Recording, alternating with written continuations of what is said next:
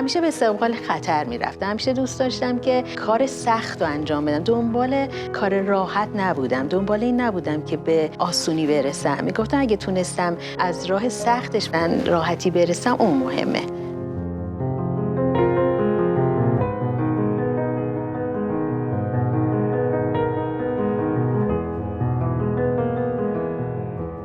زهره تزاد سلطنه هستم. متولد 1341. اهل تهران هستم. 5 تا خواهر بودیم، 5 تا برادر. منم فرزند آخر بودم. من زمانی که به دنیا اومدم مادرزاد 2 تا دست نداشتم. این نقص در اثر قرص تالیدومید بود. اونجور فاقد دست نبود ولی نقص عضو ایجاد شده بود که مادر ناراحتی روحی پیدا میکنن. دکتر میگن که این قرص رو بخورین که قرص اعصاب بوده که مثلا بخورین آرامش میگیرین، ولی تذکر نداده بودن که تا 2 سال نباید ایشون بچه دار میشدن. این عکس مامانه که کنار عکس خودم گذاشتم. خدا رحمتش کنه. یه من با گلام هم حرف میزنم، همین که دوستشون دارم، خیلی بهشون اهمیت میدم، بهترین جایی خونه قرارشون میدم، بعد رسیدگیشون میکنم، سعی میکنم که هر جا که باشم به موقع خودم رو برای آب دهیشون برسونم. اینا هم این موضوع رو فهمیدن. این اتفاق خیلی برای خانواده ناخوشایند بود از جهت اینکه برخوردهای اطرافیانی که با ما ارتباط داشتن، صحبت‌هایی که می‌کردن، عکس‌العمل‌هایی که داشتن، به فرض مثلا شما چه کار اشتباهی کردی همچین بچه‌ای رو داشته باشی که ندونی باید چی کار کنی. مثلا اقوام میگفتن اگر تو بچه ما بودی سر راه گذاشته بودیمت.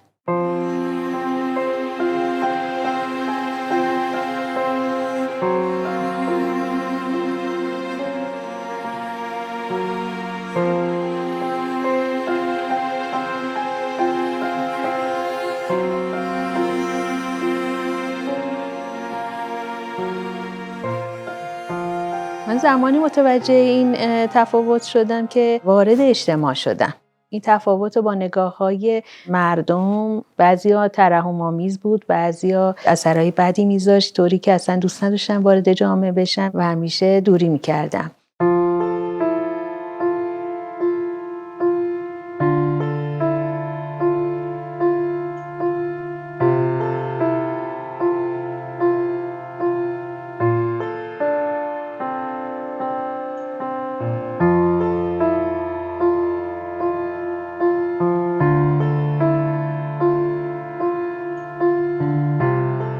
اسم مادر دیگه روشه که همیشه حامی بچه هست. در عین حالی که خیلی به من علاقه داشتن، مدیریت خیلی خوبی داشتن، طوری که گفتن که موقعی که میخوای شما غذا بخوری سعی کن که خیلی قشنگ بخوری، یعنی طوری نباشه که سرت پایین بیاد یا مثلا اون ظاهرت مثلا به هم ریخته بشه. باید قشنگ قاشق و چنگال به پات بگیری و صاف بشینی. من میخوام بعدها ببرمت مهمانی و طوری باشه که جلو همه بتونی غذا بخوری. همیشه وقتی میرفتیم مهمانی من همیشه قایم نمی‌کرد، طوری قرار میداد که همه ببینن. زمانی که جلوتر از سن مدرسه مادر به من گفتن که شما 2 راه برات وجود داره، یا باید با دهان بنویسی یا با پا. اگر با پات این کار انجام بدی هم بهداشت رو رعایت کردی، هم این که بعدها میتونی از پات کارهای دیگه ای رو انجام بدی. الان که فکر میکنم میبینم که چه درایتی ایشون داشتن.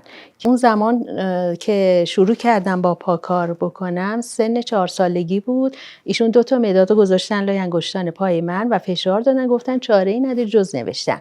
و من اون زمان فقط گریه میکردم. بزرگترین حامی من روبروی من قرار گرفته بود و شروع کردم به خطی کردن و دیگه کار کردن. یه سن مدرسه که رسیدم، اون موقع مادر دنبال این بودن که منو ثبت نام کنن. وقتی که مایوس شدن و مدرسه از پذیرفتن من ممانعت کردن، باز از پا نشستن. گفتن که نه، من برات معلم خصوصی میگیرم و تو خونه تو باید که درس بخونی. به این صورت کلاس اول کامل یاد گرفتم. که بعد دیگه معرفی کردن، رفتیم یه مدرسه استثنایی ناشنوایان به عنوان یک دانش آموز مهمان پذیرفتن. از مقطع آمادگی بود تا 5م دبستان. دیگه اون به بعدش یه رفتم مدرسه عادی بود که پسرونه بود. دیگه از اونجا پرونده‌مو گرفتن آوردن با دخترای عادی درس خوندن.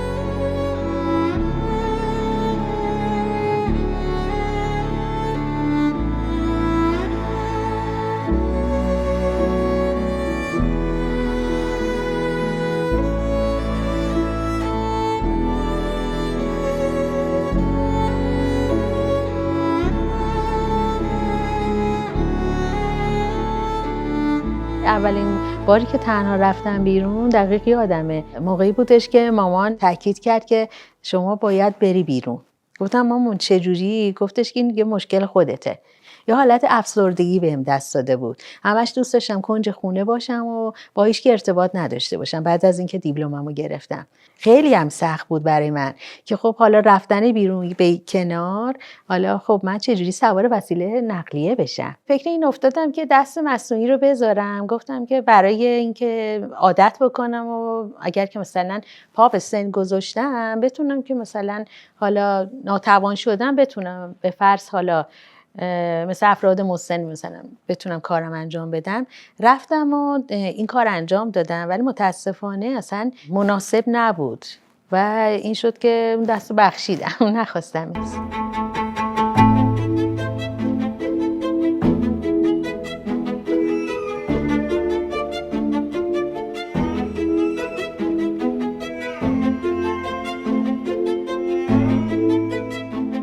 دیپلم گرفتم و به انقلاب فرهنگی هم خوردم ولی دنبال این بودم که برم سر کار. رفتم مدرسه نابینایان و به صورت فی سبیل الله برای تکثیر کتاب‌های نابینایان بریل کار کردم. بعد از 1 سال منتقل شدم به اداره باغچبان.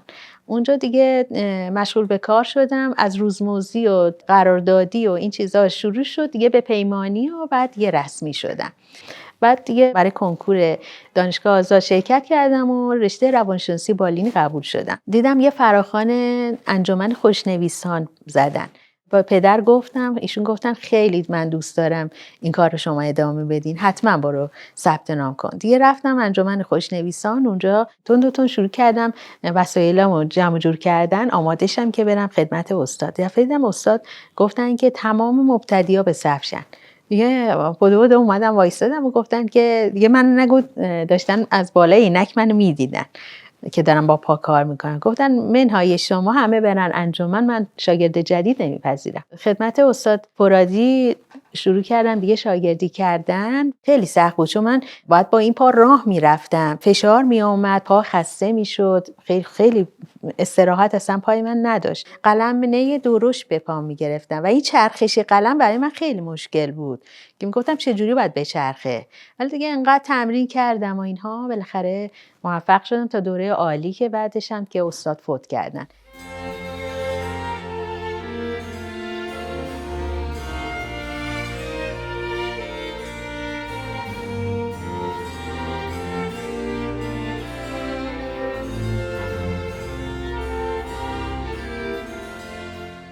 اینجا توی ایران آمده بودن، بی‌نظیر بوتو آمدن ایران و ما جالب بود که غرفه‌شون بغل غرفه مال ما بود و موقعی که من اونجا داشتم خط می نوشتم دیدم ایشون تشریف آوردن. وقتی منو دیدن رفتن تو غرفه‌شون شروع کردن گریه کردن که بعد از اون ما مطلع شدیم که منو دعوت کرده بودن برای پاکستان که نمایشگاه داشته باشیم، ولی متاسفانه سازمان به‌سیسی 11 نفر دیگه هم با من همراه کرده بودن. گفته بودن یا 11 نفر یا هیچی.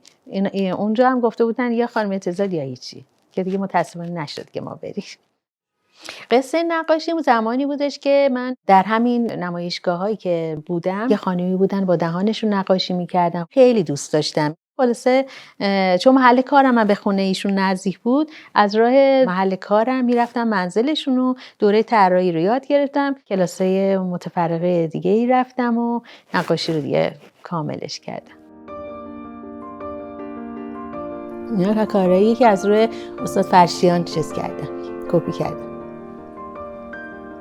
اینو البته مامان سفارش داد. اولین استارت رو ایشون زدن که گفتن که اینو بکش. وقتی اینو کشیده میخواست پای منو ببوسه، انقدر که اشکم در اومد. اونو دیگه طراحیشو دیدن، دیگه فوت کردن. نمایشگاه هم که بیش از 70 تا شاید بیشتر نمایشگاه داخلی داشتم. خارج از کشورم که در کشورهای سوریه، لبنان، دبی، قطر، کویت، تایلند، سارایوو و مکه اینا نمایشگاه داشتم. من خب اون زمان توی فرهنگسرای بهمن قرار بود که توی این فرهنگسرا استاد فرشیان داور مسابقه باشن. من اون زمان خب خط می نوشتم، این تازه هم شروع کرده بودم طراحی کردن. بعد یه دفعه دیدم یه سکوت عجیبی حاکم شد. وقتی سرم بالا کردم دیدم استاد وایسادن. اومدم بلندشن گفتن خواهش میکنم ادامه بدین.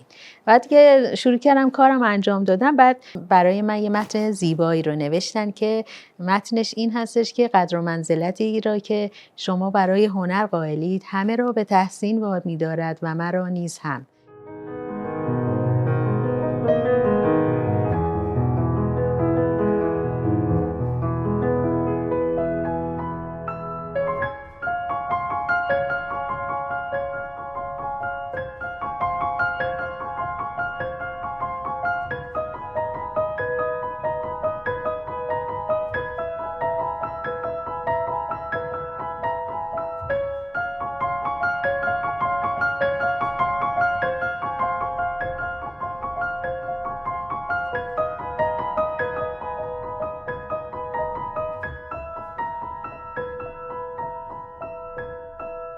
یه زمان بود که صدا و سیما شبکه 3 اومد گفتش که بعد نیست شما به صورت نمادی بیایی پینگ پونگ و حالا مثلا چیز کنیم، ما از شما فیلم بگیریم.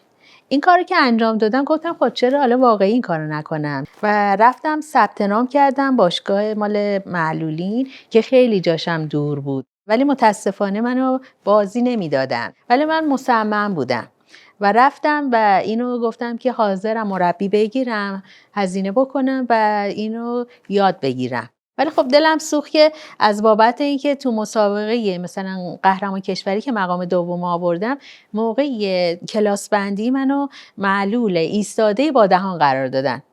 از این بابت خیلی من ناراحت شدم. گفتم چرا نباید مثلا تو همون قسمتی که خودم وجود دارم، خودم هستم، معلول نشسته با پا.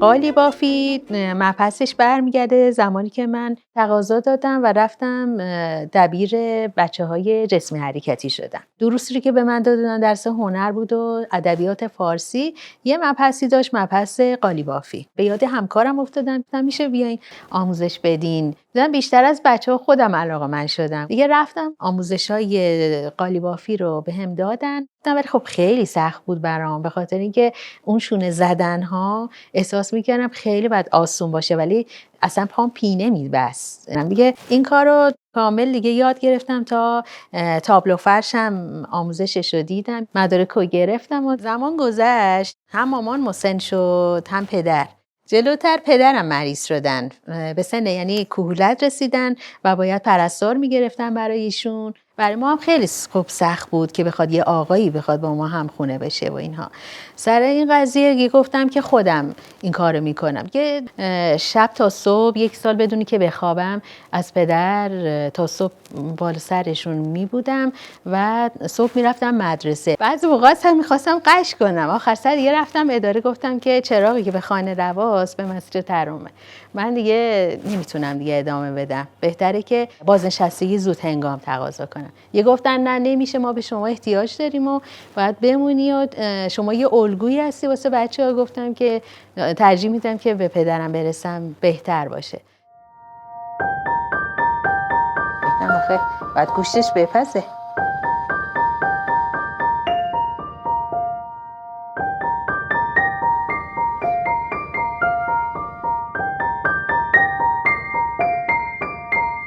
من یه دفعه دیدم که پدرم موقعی که آوردمشون نشوندمشون رو کاناپه با یه حالتی گفتش که اصلا فکرش رو نمی‌کردم بابا یه موقعی توی بی دست بیای دست منو بگیری و اشک از چشاش ریخت. مادرم بعد اینکه پدرم به رحمت خدا رفتن خوردن زمین، استخوان فمور شکست و من مجبور شدم که هم به کار امور منزل برسم. خیلی سخت بود چون اصلا آشپزی نمی‌کردم. به نظر من سخت‌ترین کار همون کار آشپزی بود.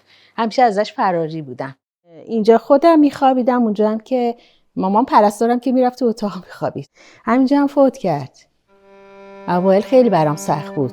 فکر کن یک عمر مثلا با یکی چشم باز کنی ببینیش بعد دیگه جلوی چشم، ولی اون شب اصلا یه قدرت عجیبی گرفته بودم. آره خواهرم اومده اون میگه نمیدونم گریه داداشو قبول کنم یا همین حالت شما رو. واقعا مامان مرده بعد اومد دید انگار که راحت چشاشو فقط بسته. مثلا باور نمی‌کردم مثلا هر چیزی باشه از دنیا رفته باشه.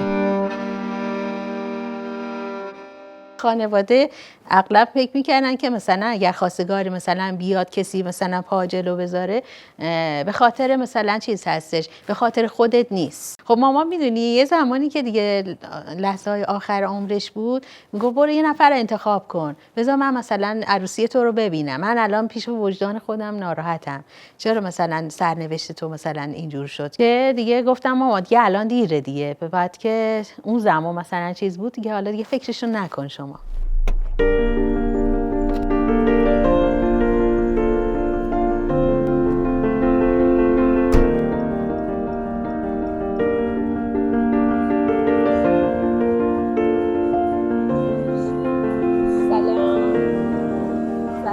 سلام خوبی؟ قربونه برم لیسی مشتاق دیدار علیرام. سلام قربونه برم شما خوبی؟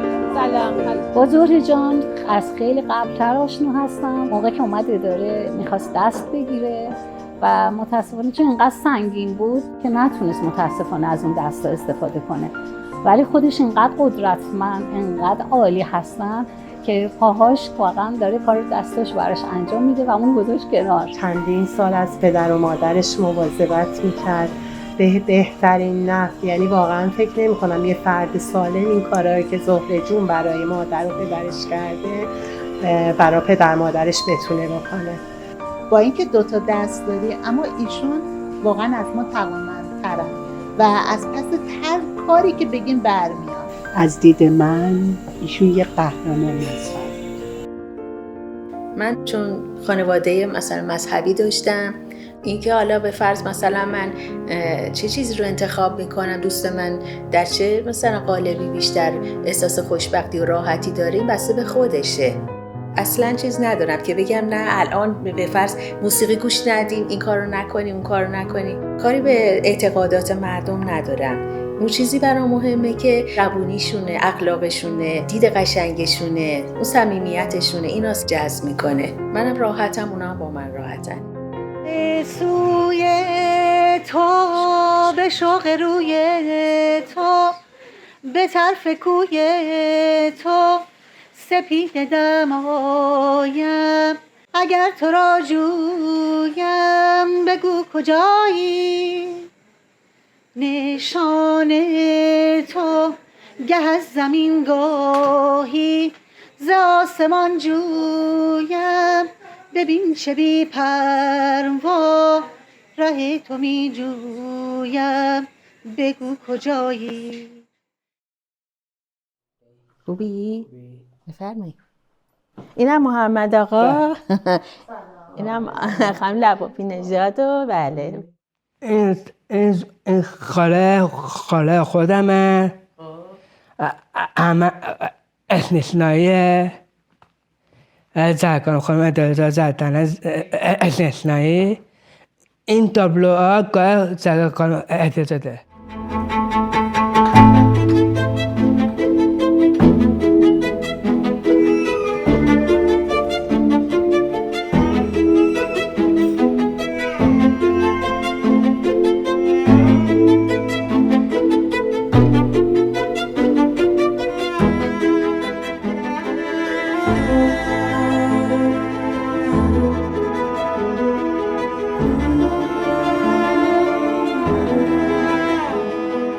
واقعا با عنوان یه معلولی که دست ندارم تونستم ثابت کنم که من یک زن هستم و میتونم به هر خواسته‌ای که دارم برسم با موفقیت.